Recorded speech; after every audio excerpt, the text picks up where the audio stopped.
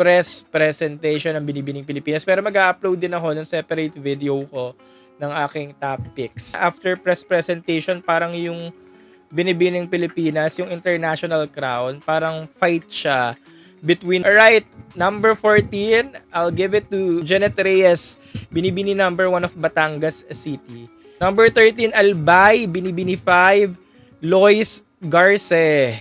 At may number 12 spot, Jeremy Nuki, Caloocan, Binibini number 33. May number 11, Andrea Endicio, Quezon Province. Number 10, Antipolo, Kimberly Naz, Binibini number 10. Number 9, Vivian Hernandez, Valenzuela, Binibini number 17. May top 8. May number 8, Binibini number 28.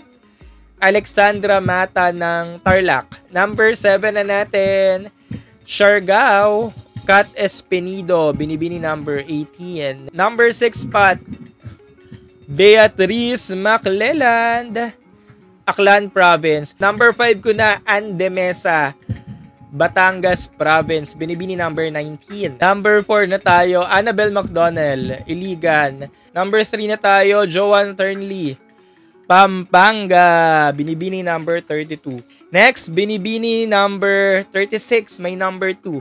Second spot ko na, Dalia Varde Las Piñas, Binibini number 36. Pero ni number 2 ko lang siya kasi naniniwala ko dun sa number 1 ko.